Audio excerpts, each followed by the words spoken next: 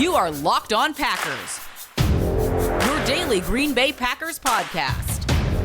Part of the Locked On Podcast Network, your team every day.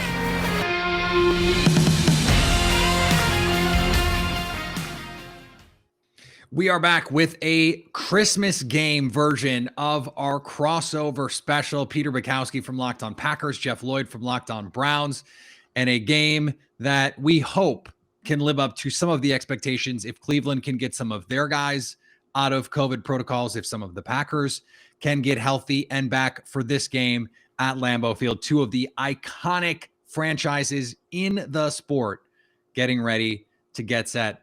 Jeff, this has been a bit of an unorthodox week, to say the least, for the Cleveland Browns. They have a game that was supposed to be last Saturday. They have to push it into the Monday night window, and then not one, but two quarterbacks land in the COVID protocols. Do we have any sense at this point of which guys are going to be able to clear this and get back for this game, or are we still in the waiting game here?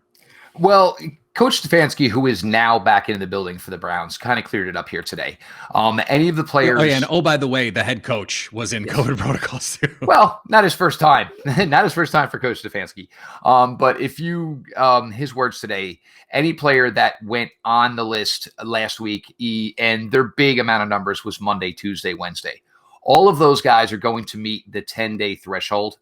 So even if some of these guys have to find their own way, and it's certainly possible, they have to find their own way to Green Bay on Friday, they will be eligible to come off the list on Saturday and play. Most importantly, Baker Mayfield would be on that list.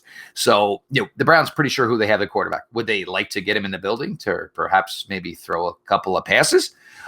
Sure they would. There's no way around that. You got Jacob Phillips back today. You got tight end Austin Hooper back today. They're slowly starting to matriculate their way back into the field. Into the building. So they're going to be, obviously a lot more healthier, a lot deeper than they were Monday for the Raiders. And it's going to be interesting from this standpoint, Peter, because of these 18 guys that didn't play Monday night, getting to go here Saturday. These guys have essentially played one football game in about 3 weeks now, because the Browns had the Ravens, had the bye, played the Ravens, and then a lot of players missed the Raiders game. So one advantage they may have is you're talking about some guys who'd be pretty fresh here in late December, which isn't necessarily normally the case. Am I trying to maybe find a bright light here in a dark tunnel? I'm certainly trying to talk myself into it that way, Peter. But as far as, bodies in the building, they should be in a better situation. They thought they were going to get Greg Newsome out of concussion protocol. Yeah, Greg Newsome now went on the COVID list today. Greedy Williams has played well this year. You'd like to have as many defensive backs as possible when you're playing the Green Bay Packers. They'll be without their nickel corner, Troy Hill as well. It's going to be a tough spot here, but they're not going to be nearly in the dire state of emergency that they were Monday night against Las Vegas. You mentioned Baker Mayfield, and COVID is beyond his control, and so are the other injuries that he was dealing with this season: shoulder injury, leg injuries. He has not looked like Baker Mayfield that we saw early in his career, or even at times early in this season. The Chiefs game, probably chief among them in terms of performances that make you go, okay, this guy is a real player. Without getting down the rabbit hole of what do you do with him? Do you pay him? Could you get 85% of his production for 20% of the cost? No, that stuff you can talk about all offseason. I'm sure you guys will, right? But it seems like if this rest, so to speak, and not having COVID is not necessarily rest, because it can be brutal on your body, even if you're mostly asymptomatic. It seems like he would be the guy who would benefit the most from having this time off, because it does seem clear that the injuries have affected his level of play here. And the thing is, I think the labrum was something that he kind of just found his way to work around. And when they're talking now here, we're in week 16 and happened in week 2. He's found a way to kind of work around that. Baker Mayfield's never going to be confused with the fastest quarterbacks in the league. He's never going to be confused with quarterbacks who are 6'3", 6'4", longer striders who can run a little bit better. So the fact that you've got a dinged up shoulder, you don't want anybody to hit you, but then you necessarily can't run to defend yourself. At times has been difficult. And, usually when he's got that one run in him to escape the pocket, that's when you kind of see the little, I call it the old man lean as he gets back, where, oh yeah, I kind of just re-aggravated it again. But again, for him, this may be a situation where he's coming into this pretty fresh. And maybe probably the healthiest he's been all season. They keep saying this week in, week out. But maybe now this is where you can kind of point your finger to it, where one football game played in 3 weeks. The issues, look, this offense is just underachieved. There's no way around it. The offensive line, for, as great as they were last year, they are not regarded as the number one offensive line in the NFL this year as far as a pass blocking unit, as far as a run blocking unit. To be fair, there's really nowhere to go but down from there. I doubt anybody thought they were going to get exponentially better than the way they played last year. Jack Conklin out for the season. To be fair, Jack Conklin was not playing that well this season to begin with. Granted, better than Blake Hance, better than rookie James Hudson. But he has not been a world beater this year. Jedrick Wills has battled a high ankle injury the entire season. He's had his struggles. He was playing better ball before he went out. So we'll see if he comes back this week. They finally, and we've talked about this for years, about Joel Bitonio. If he's this good, why don't we play him at left tackle? They were forced to Monday night. He had a monster night. It just shows you that this guy is just a legitimate, probably a future Canton player in waiting one day. But the offense is just underachieved. There's no way around it. I think, they probably weren't in love with the fact that they were going to run this wide receiver room back. But there was nothing you could do. You were in a position where you had heavy financial responsibilities tied into Jarvis Landry, tied into Odell Beckham Jr. You started off 1-1. You got Odell back. The first game looked pretty good. Then there were times where Baker Mayfield succeeded better without looking Odell Beckham Jr.'s way. Then when you did look Odell Beckham Jr.'s way, the offense didn't succeed as much. And it just became an unworkable situation for the team. And certainly, obviously, Odell Beckham Jr. and his camp felt the same way. Baker's going to be here. His fifth-year option is picked up. In order to acquire an Aaron Rodgers or a Russell Wilson, you're going to have to pay a ton. Guess what? This wide receiver room right now consists of Donovan Peoples-Jones, maybe Jarvis Landry, and Anthony Schwartz. Aaron Rodgers ain't coming to run into that room.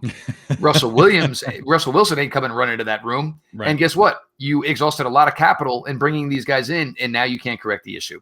You're going to spend heavy on the wide receiver room, and you're going to evaluate 2022, and you're going to see if you're going to go further from there. But he's going to play on his fifth-year option. I'm sure he is not comfortable with whatever number the Browns would be comfortable with. I'm sure the Browns maybe aren't sure what their number they're comfortable with. So you basically got to play it out. So the Packers, they score 30 points every week now. They play well, they play not so well, they get to 30. How do the Browns get to 30 in a game like this? It's simple. And look, what teams have been doing to the Browns as of late is simple. Look, the one thing we fear is Nick Chubb. So guess what? We're going to get as many guys as close to the line of scrimmage, and we're going to shoot gaps. If we can get one guy into the backfield, we don't care if he makes the play. It's going to be just enough that Nick Chubb had to work that much harder now that he's getting to the line of scrimmage, where a 3-yard run looks great because, he had to elude people to get that 3-yard run, but it draws into the blueprint exactly of what a defense is trying to do. Donovan Peoples-Jones, and you saw it Monday night, was a prime example of it. There's times where it looks like he could beat people vertically and make plays. And sometimes it doesn't always happen. And a play like that with Nick Mullins, in a situation like that with your third-string quarterback, you've got to make that catch. I don't want to hear a pass breakup, none of that stuff. Cover it up tight. Pretend it was like your mom's diamonds or something. Don't let the defender take the ball from you. This team has to hit vertical plays. Last year, even as successful as they were playing, and we like to say, it was playing in Arena League style offense. If you can't play past 20 yards, it makes the defense's job extremely easy. You have players in Donovan Peoples-Jones who can challenge vertically. Anthony Schwartz, he's just back. He played Monday night, but didn't practice for almost 5 weeks with a concussion. At least show it. And just throw one for the sake of throwing it. Who knows? Maybe you get a pass interference. Something happens. Maybe he hauls it in. But until you challenge these teams vertically 35, 40 yards down the field, it's not going to take anybody away. And look, it's not going to be one shot. It's going to be 2. It might have to be 3 before somebody's going to say, all right, we got to loosen up. But until they can do that, the recipe is drawn, and it's get as many hats to the football as you can, because most likely it's either going to be a play action pass to a tight end in the flat, or it's going to be Nick Chubb. Before we flip the tables here, I want to talk quickly about the defense. You mentioned Greg Newsome. He's been hurt. Injuries have been a major factor here. I was looking at the numbers. The Browns have 3 cornerbacks graded in the top 33 of corners in coverage grade among guys with qualifying snaps, but this passing defense has not been commensurate to the talent, at least in terms of what the numbers say. And that is on a defense where the pass rush is really good. So what is not coming together here for the defense? Because it looks like the talent, they should be a top 5, certainly top 10 pass defense, and they're just by certainly by DVOA, they're not. Well, to be fair, a lot of that is probably skewed to the earlier part of the season. This defense has slowly starting to come together. And look, none of us thought it was going to come around right away. You know, a new defense with when you're talking 8 new starters, you don't think it's just going to hit the ground running. It's not the way it works in the NFL. And then there's also been the evolution of bringing players in and, of course, players being out. You know, early in the season, Jeremiah Owusu-Koramoah started to make his mark with this team. Then he was out with a high ankle sprain and went on IR for 3 weeks. Now you're getting him back to top form. The safety position for me has kind of been the biggest issue here. John Johnson III, there's been times where he's played well, certainly not even close to warrant the amount of money that the Browns signed him to this contract for. Grant Delpit, look, it is the first year coming off of the Achilles. The Browns had a lot of high thoughts for Grant Delpit. He's been better the last couple of weeks, but then again, now he didn't play Monday night. He is not one of the guys who's eligible to come off on Saturday. He's going to have to test out. Ronnie Harrison was a lot better in 2020 than he's been in 2021. And they kind of found out that maybe the best role for him is playing him closer to the line of scrimmage in a pseudo monster back linebacker type of role, long, rangy.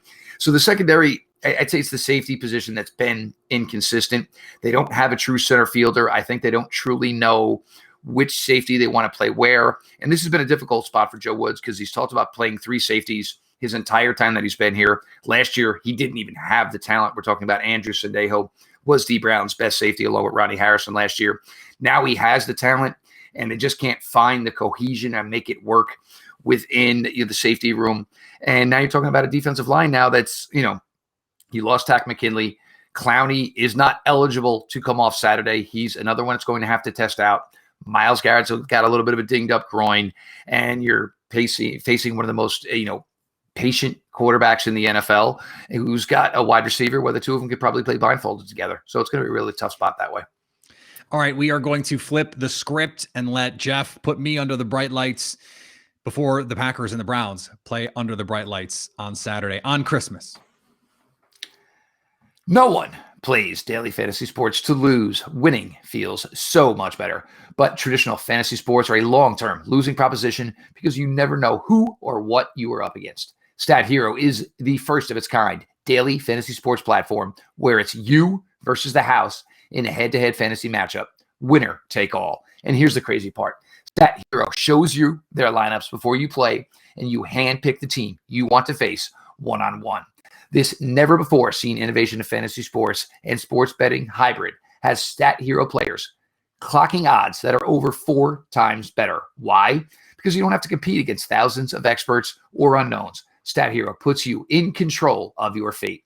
With Stat Hero, you are in control of the stakes. You decide how much you're going to play for, and Stat Hero has no choice but to take it because they're daring you to beat them. Stat Hero head-to-head is what daily fantasy should be, one-on-one. Sign up for free right now at stathero.com/lockedon, all caps, no space. Use the promo code LOCKEDON for a 100% deposit match. That's stathero.com/lockedon. Promo code LOCKEDON. Terms and conditions apply. Hope everybody is excited for the week. Obviously, holiday week, Christmas week. Packers fans, Browns fans, probably maneuvering the Christmas Day schedule this year. And of course, Peter and I, for everybody who makes Locked On Packers, everybody who makes Locked On Browns, your first listen day in, day out. That is our Christmas gift, and we do appreciate you all for being along for the ride. Peter, you look at with Tampa Bay, obviously a difficult loss here on Sunday, and with Green Bay, it just seems like it's like the cream rises. It as great as Aaron Rodgers is, Devontae Adams, Aaron Jones, and now AJ Dillon. But it just seems like there's this sense with this team, and obviously you've been through it so many times before, that it's the time. All right. What we did last week isn't good enough. What we did a month ago isn't good enough. more as they've already clinched their division. And obviously eyes are probably really geared on making sure that the NFC playoffs go through Green Bay, Wisconsin. Yeah. And they, some teams are going to say we're only focused on this week, right? And the Packers, I would say they pay lip service to that in a way. I mean, they say, look, we understand that we can't get to where we want to get to if we don't win this week, but they understand too that this week means another step closer to the number one seed, which is their goal. It matters to them to be the number one seed because they know, as you said, how important it is to have everyone come through Lambeau Field. It didn't work out last year for Green Bay to have that game at Lambeau. Now, part of that is because there were 15,000 people there. In a COVID season, it's very different than if there's 80,000 people there. and it was also I wouldn't say it was warm because I think it was high 30s, but it wasn't what you'd expect in that atmosphere. I mean, 35 with 80,000 people feels differently than 35 with 15,000 people. It just is a different vibe in that building. And the fans sense it too, that this feels like, okay, this is the time to do it. I think the players feel that. Now, that's not good enough to win, right? You don't get to win just because it's your time. That's not how this works. You still have to go out there every week and compete. You have to play well. What I think Green Bay, you mentioned the cream rising to the top. I think that is a really apt metaphor for this team because they have not played their best football yet. They have not played what I would call a complete game on both sides of the ball where they just come out and they say, we're just better than you today and we're going to show it to you in all facets. They played some very good games, but no complete game. That said, if you look at DVOA, which adjusts for schedule, outside of week one, they have not had a negative DVOA game all season long. They basically haven't played a bad game. They've lost 2 other games, but they haven't played a bad game outside of that one. And that consistency is something that they had in 2010, where even when they were losing close. They weren't down more than a touchdown that whole season, which is crazy to think about. Now, this team, they seem to get down a touchdown every week, but they find ways to overcome that adversity and they win these games. And so they certainly feel like if we just do what we need to do every week, it's all going to take care of itself. That said, the 1 seed matters to them and they're fighting for it.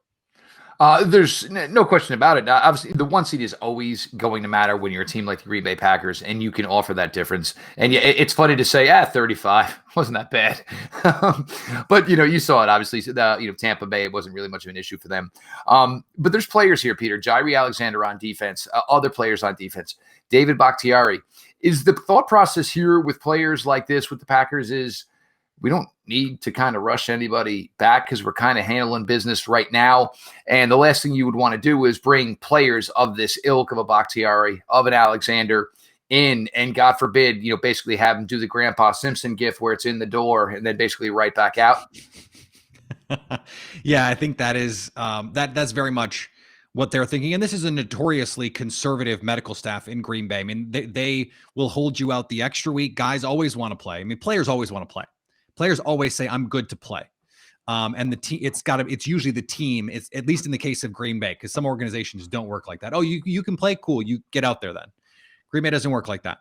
And so we don't have any indication that that's going on right now. I don't think it is, but certainly those guys would like to be out there. Zadarius Smith has hinted that he wants to come back, but he's coming off back surgery and a back injury that he has been dealing with all season.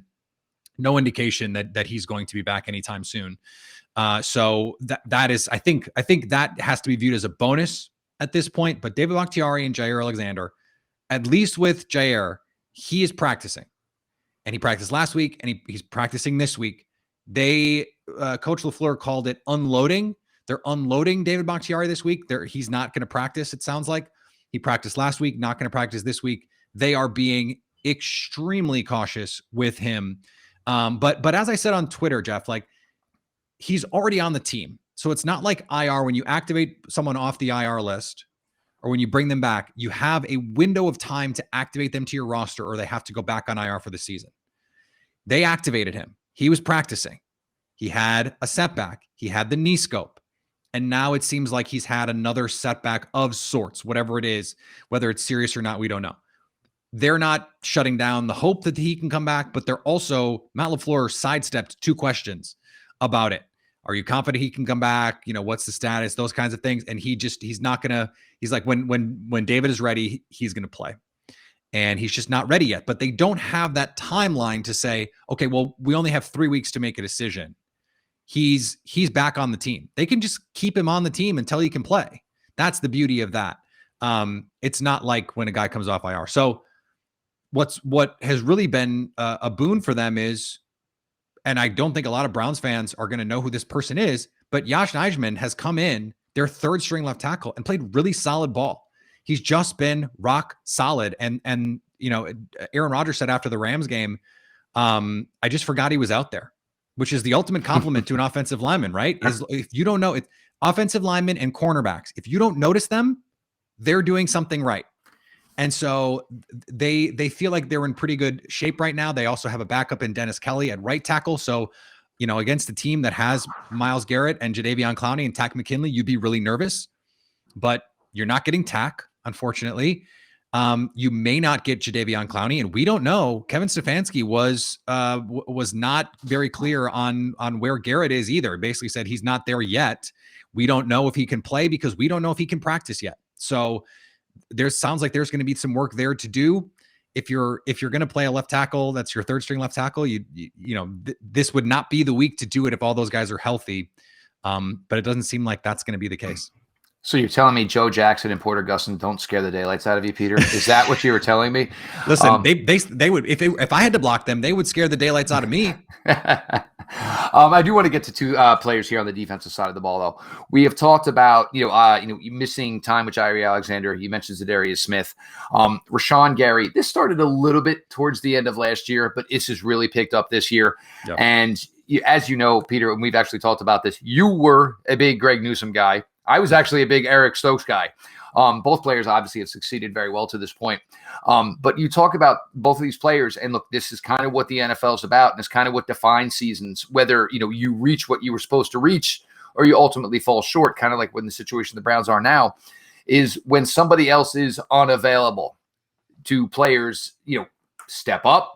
And you kind of gotten that with Rashawn Gary. You've kind of gotten with Eric Stokes. And I think that's kind of probably the opportunity where the Packers are kind of in this situation with Zadarius Smith, where it's like, hey, we ain't got to rush you, and you ain't going to complain because we're paying you. So, well, all of those things are true. And Brian Gutekunst took real heat when he used the 12th overall pick on Rashawn Gary after paying a lot of money for Zadarius and Preston Smith.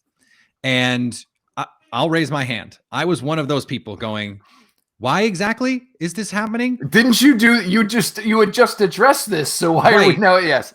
But what I also said was, if you are going to use a top 12 pick on a guy that you can't or probably won't start right away, you do it on an all-time athletic freak. And I know that about Rashawn Gary from his prep days. Mm-hmm. In Jersey, right? And then at Michigan. And he was never this guy. Never. I mean, go back to high school. He wasn't this guy in terms of his polish. Now, he was dominant because he's just a monster. But in terms of his skill has now started to meet his physical abilities. It's a credit to him and the work that he puts in. He works his butt off. And outside linebackers coach Mike Smith has been saying this for going on 3 years now.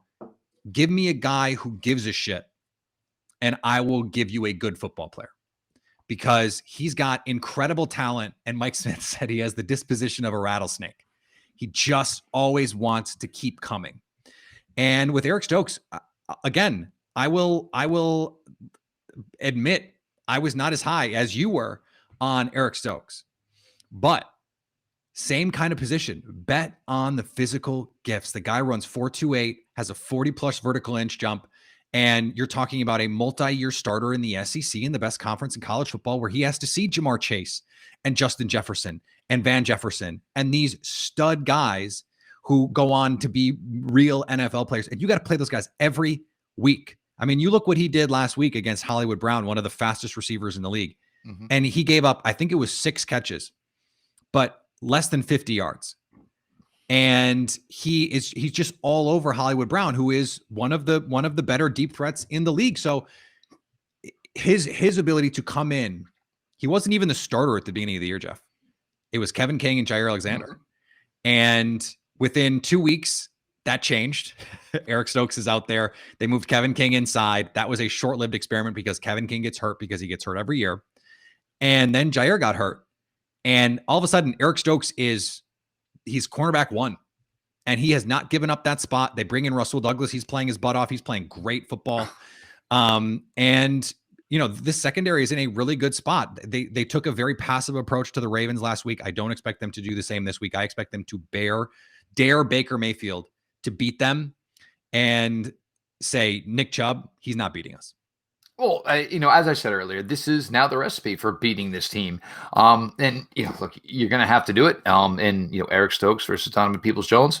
If Donovan Peoples-Jones wins, maybe 1, 2, but this wide receiver group needs to step up. There's no way around it. And this Packers team, it's just, I love the way it's constructed, and I think it's a great balance of really, really great football, talented football players. And then there's players like an Alan Lazard, who you just say, hey, I need you to do this.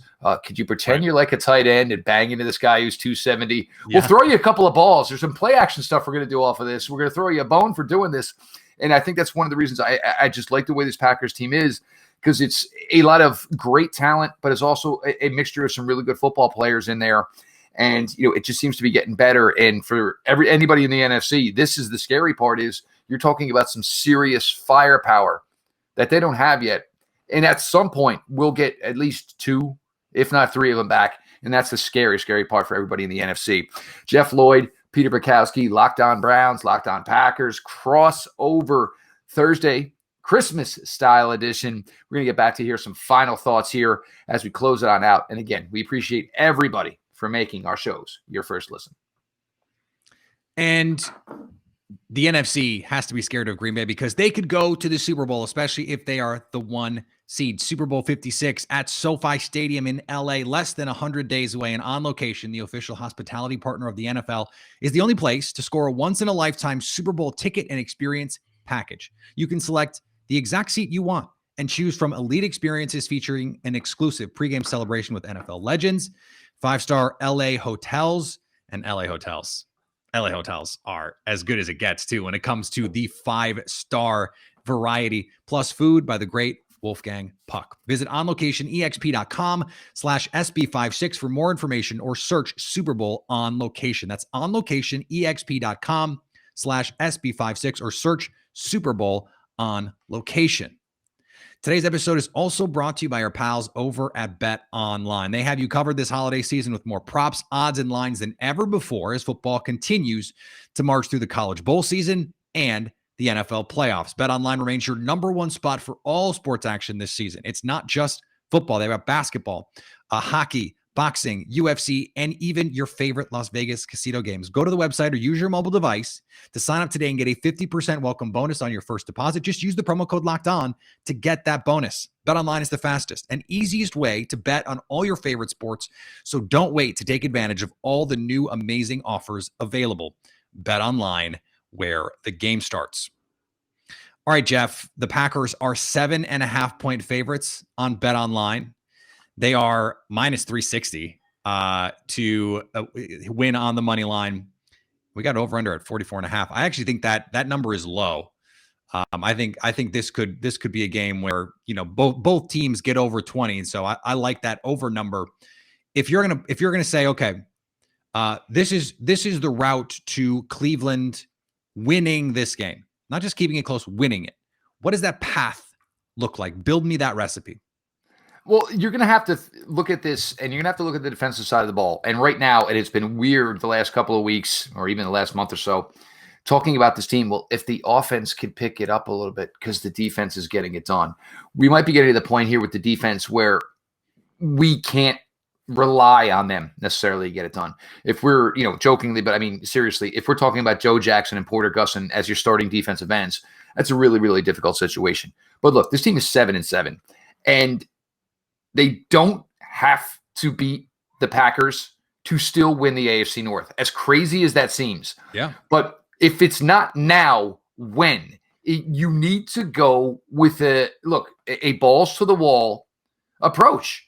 And, look, Nick Chubb is fantastic, but the only way you're going to get to use Nick Chubb is if you start off 10 of 12 for 135 yards in the passing game, hit a touchdown, hit another bit. They have to basically throw the kitchen sink out the window. You have to use everything. This passive aggressive and playing, using your pawns in a chess match with the Green Bay Packers is a recipe for disaster. In order to beat them, and look, this team scored, like you said, scores 30 every week. You're not going to be able defensively to say, oh, we can probably get him under 20. You cannot have that approach. And look, I know for Coach Stefanski, it's always been, methodical and nuanced. You're walking into a game that should be a shootout. Weather could be an issue. There's no doubt. There's no question about it. But you got to be ready to go either way. Cold, snow. Yes. Well, Green Bay. So Green Bay any day. It's, basically, October. Snow is in the forecast, though. That's why I bring it up. That could put a little bit of a brakes on the game just a tad, but we'll see. I mean, look, and even still, you ask any player right now, snow or rain. Everybody's going to sign up for snow over rain any time, any day. But they have to go with an approach of, the ship is sinking. The ship has been sinking, but they have to play this game with that approach. You've got to throw the ball around.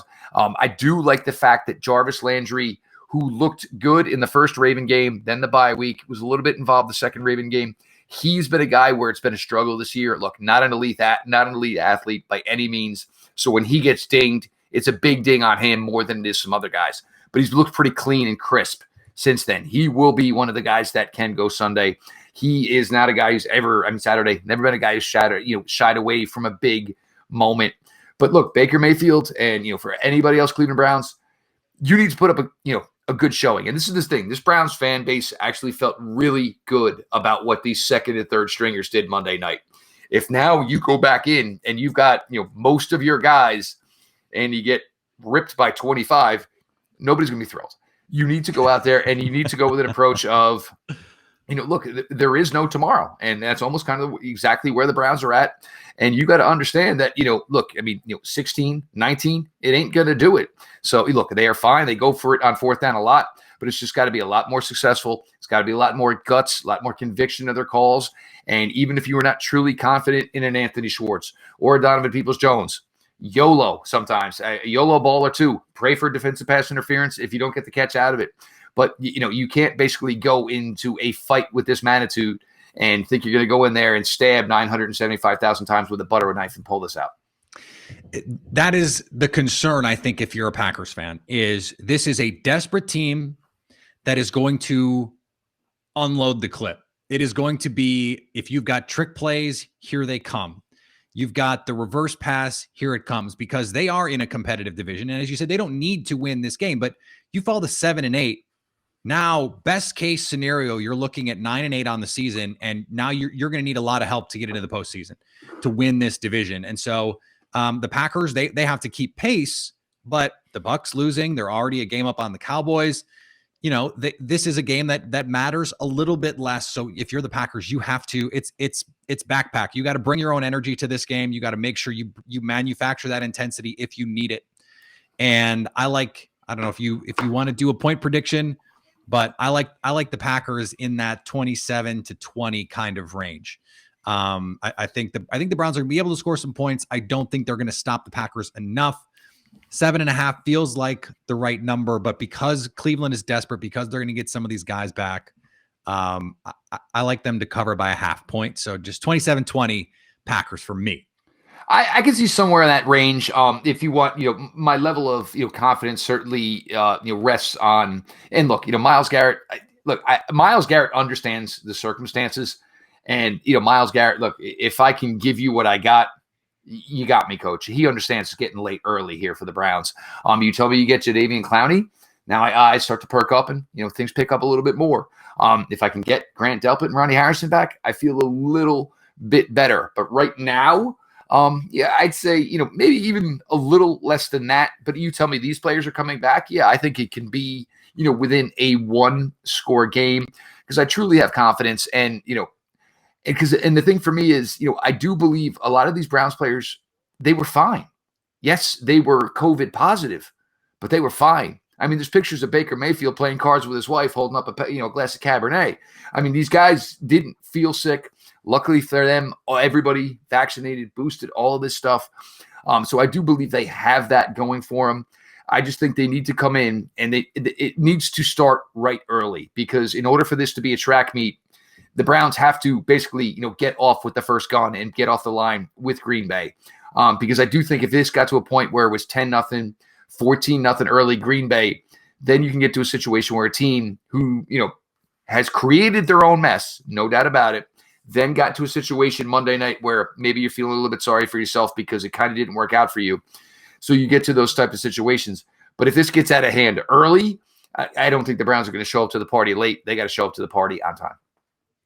I like that. The Packers have showed up late to basically every game this year. So if both of them show up late, advantage Packers, right? Because as you said, Cleveland needs to get there early.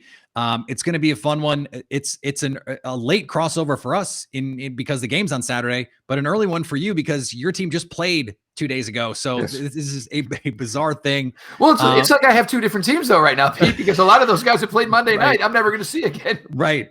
And congrats to those guys. Some of them, NFL game that they will probably be the only time that they see an NFL field. That's the kind of team that some of these guys are on, and that was the situation for some of these teams. So we'll be back next week to break it all down.